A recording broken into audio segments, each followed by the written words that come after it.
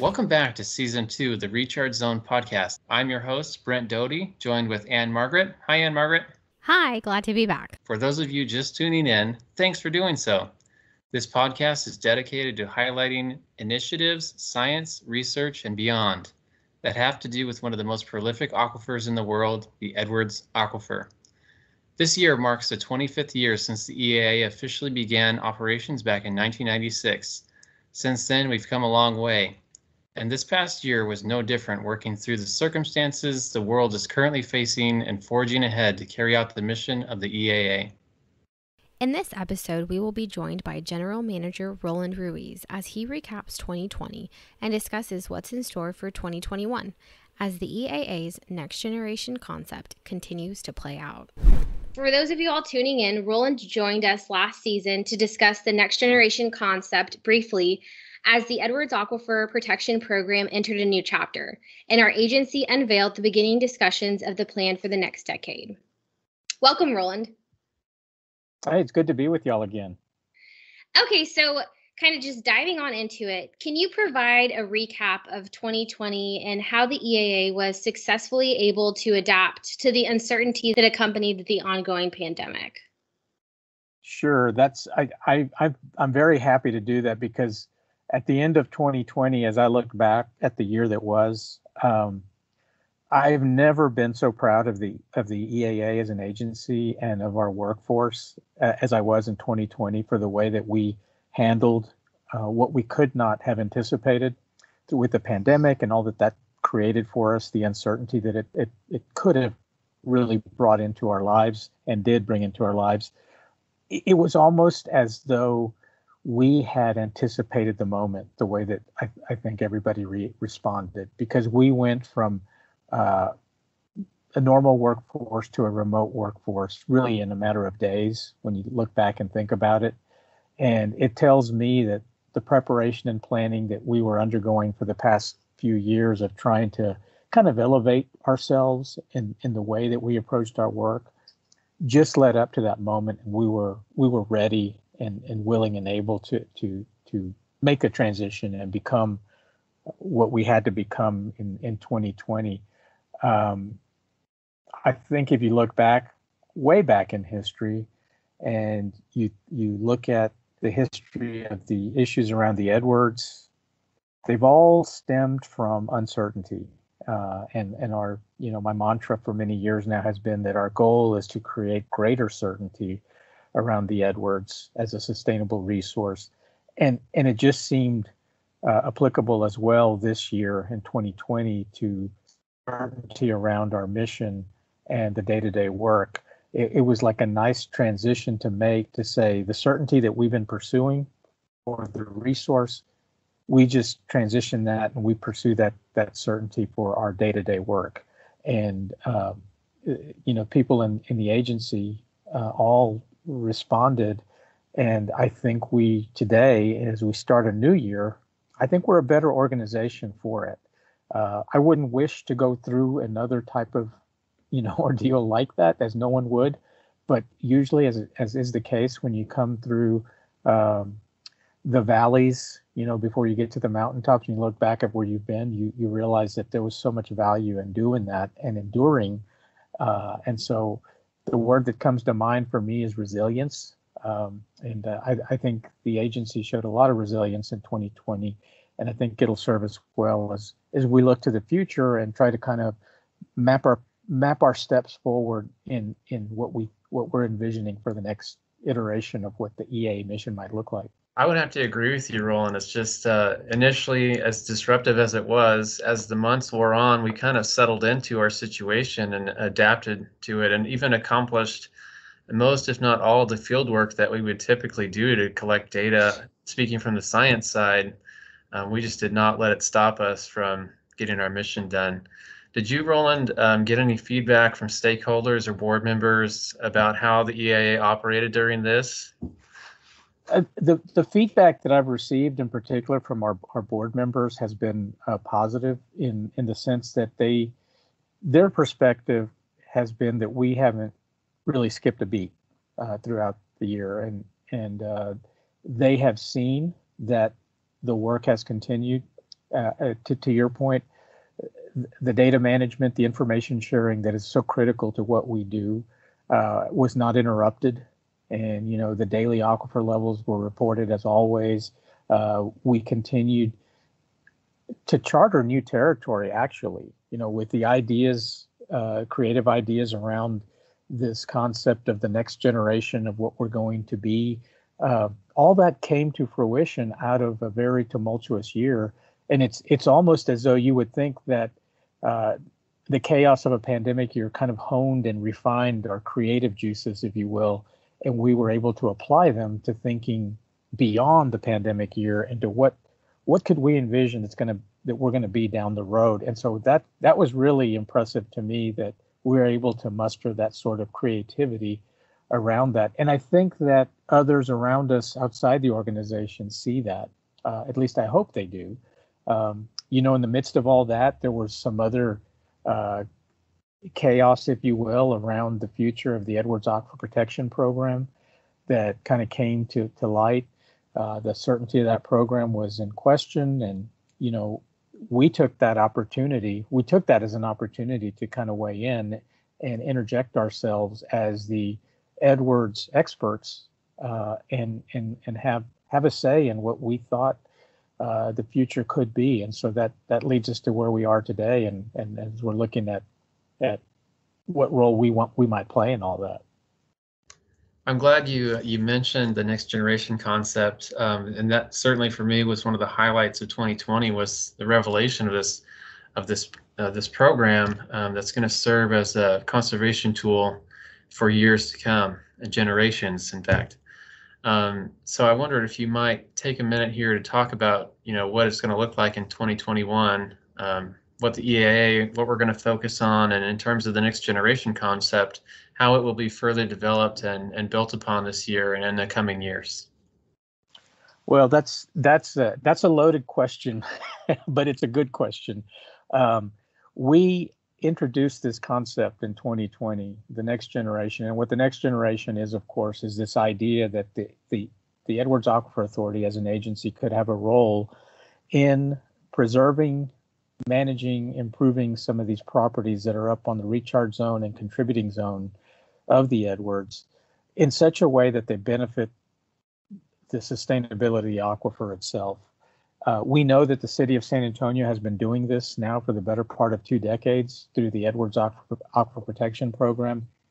And when the viability of that program came into question for the future, it kind of just stirred the urgency, if you will, of perhaps the EAA needs to take a different role in that. We've always been supportive and provided technical support and expertise to the EAPP, but if the EAPP was going to be in question for the future, the idea was that how can the EAA do all that it can to ensure that it continues in some form or fashion beyond the present state. And so that's where the next generation came from. And when you think about it, next generation is all about what can we do differently than we've done in the past as an agency to continue the mission and to give some permanence to the mission. We've made such tremendous strides in our first 2 decades of operations in doing and carrying out the fulfillment of our statutory requirements with the permitting system, with establishing minimum spring flows through a habitat conservation plan. And so the question was, what is the next step? What do we do next to shore up all that, to ensure that everything that we've invested in terms of time, resources, science, data, what can we do next to make sure that it has a lasting permanence beyond our time here at the agency? And so that's the next generation. We're looking at in 2021 to begin to give greater shape to what that might look like. I envision that we will go through a process with our board of directors to kind of put some meat on the bones of the concept of next generation. We already have a good start with the field research property that we have up on the recharge zone, and that we've begun developing what I would call demonstration sites that would be able to allow us to show people the benefits of not only protecting the properties on the recharge and contributing zone, but what happens when you begin to improve them? What happens when you begin to improve the soil profiles and the water retaining abilities of these properties? I see this as life by 1,000 mini steps of land management improvements across the entirety of the region. So it's exciting because I think it's an opportunity to engage a whole lot of people in our mission that at one time probably would not have had an interest, but it's broadening our perspective. It's broadening our ability to partner and collaborate with people.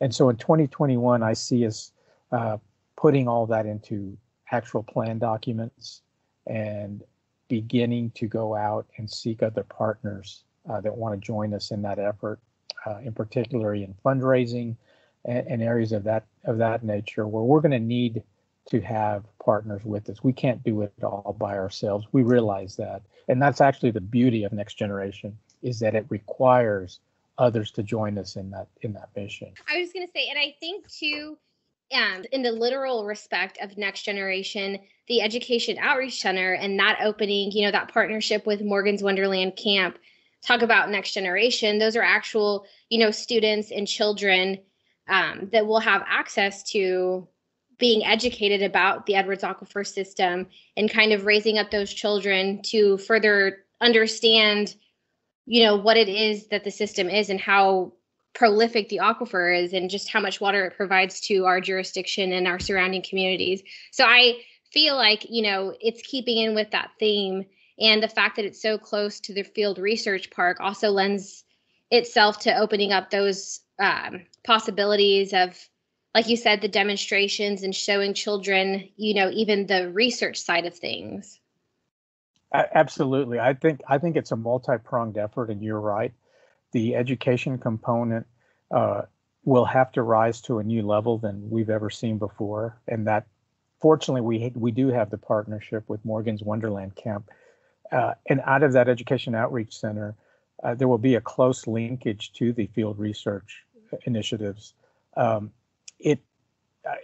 see the next generation, as you say, the next generation of adults, of humans that are going to live here in this part of Texas, that they, in as much as anybody else, they are our partners in this. They have to be our partners because they will carry forward, what we say today. They're going to carry it forward in practice, and so it's very much a literal and a figurative statement to say that when you say next generation, we are literally talking about the next generation of people that will occupy this part of Texas. But it's also figurative, and it's the next generation of our mission and how it will play out. So it will touch multiple parts of what we do day to day, most notably at first with the research on the boots on the ground, so to speak, and then secondarily with the education outreach, because they'll go hand in hand, one with the other. And I think they always have. It's just never been so readily and easily connected as it will be between the Field Research Park and the Education Outreach Center. And along that note, Roland, with our stakeholders, the general public, and our partners, the news of this project or this program, Next Generation, has been overwhelmingly positive. But there have been a few individuals concerned that it could eventually lead to large increases in our aquifer management fee.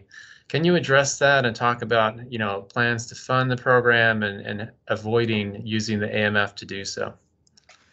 Sure. We don't go into Next Generation with our, with unrealistic expectations. We know that historically financial resources are always at a premium, and we're very cognizant of the fact that the people that fund the mission want to see a return on the investment that they make.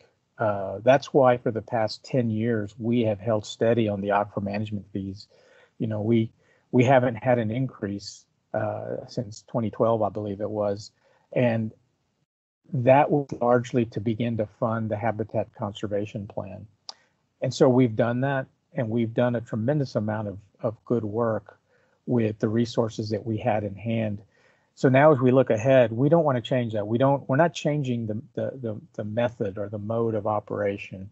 What we're saying is, let's take a measured, reasoned approach to this. Let's see what we can do with the resources we have. And where we need additional resources, our plan is to leverage the Edwards Aquifer Conservancy, which is our nonprofit support arm. And let's leverage those resources to try to draw more money, more resources to the mission without having to just weigh and lean on the ratepayers that pay the aquifer management fees. So this is not going to happen overnight. This is I've called it a multi-generational type of approach to doing something that's going to benefit the aquifer. And so we're going to take measured approaches, measured steps as we can within our resources available. So it would be nice to do it all at once, but as we've seen, it's taken us 25 years to get to where we are today, to get to the level of certainty. So I think looking ahead, we need to have the same mindset that we can't just, open a cash register and empty the till, so to speak. We're going to have to do it in a way that is respectful and mindful of what people have come to expect from us as an agency, and that is that we are fiscally minded, that we don't waste, but we squeeze as much as we can out of every dollar to the benefit of the resource, and that's what we'll do. But largely, we're going to have to rely on the partnership. We're going to have to rely on funding partners. We're going to have to rely on alternative funding sources to maximize the effect of what we want to do. And that's the good news here. I mean, when EAPP first started, it first started because there was a coalition of citizens and groups and stakeholders, all like-minded, all wanting to help preserve the aquifer. And we have that same sort of support right now. There's organizations and folks across the Edwards Aquifer region who want to do more and who want to protect the aquifer. So I think you would comment, Roland, that we have the right atmosphere right now to do a project like this. I believe there is a tremendous swell of support for continuing programs like what the EAPP has done, and to continue protecting the aquifer in that way through a willing partnership between landowners and government, whatever the government may be, whether it be the city of San Antonio or the Edwards Aquifer Authority. We've seen that it can work, and that it can work well. And so we're not out to just reinvent the wheel, so to speak, but take the very best of what we've seen work well and just do what we can with it and build upon it. So it is exciting, and I count it a tribute to the work of past EAA staff, that there is this idea out there that the work that the EAA does is worthwhile and is worth continuing in this way through the next generation, because it speaks to the reputation and the confidence that people have come to build in our mission and in us as an organization. So I'm mindful of that too. I don't want to squander that. I want to guard that with being respectful and responsive to what the rest of the region would want from us. So that's why I say we're going to be measured in our approach, and we're going to try to bring people with us, because we can't do it alone.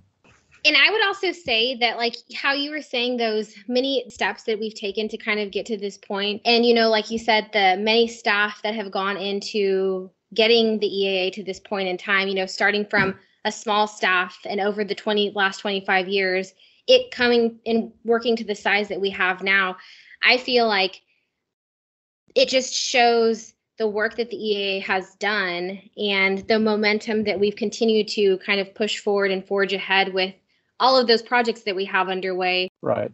It's kind of, if you would call it, you could kind of say it's serendipitous, that, when the stars align, if you will, oftentimes it's not just by accident, but it's just that the timing is right, and that the work the appropriate work has happened, and you just find yourself at a crossroads, and you either take the road less traveled or not.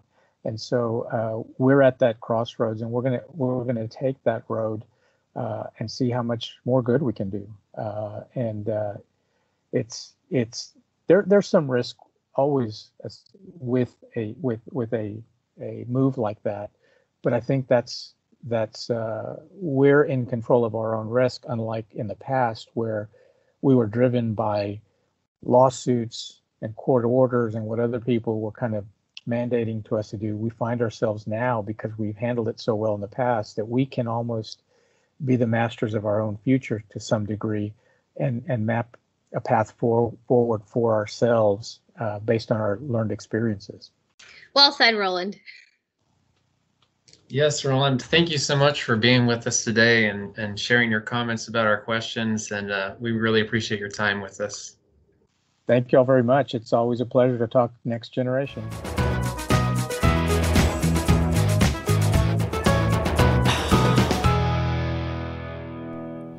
Thank you all for tuning in to this episode of the Recharge Zone podcast. Have questions, ideas for topics, or things you would like to share with us? Well, reach out to us at rechargezone@edwardsaquifer.org.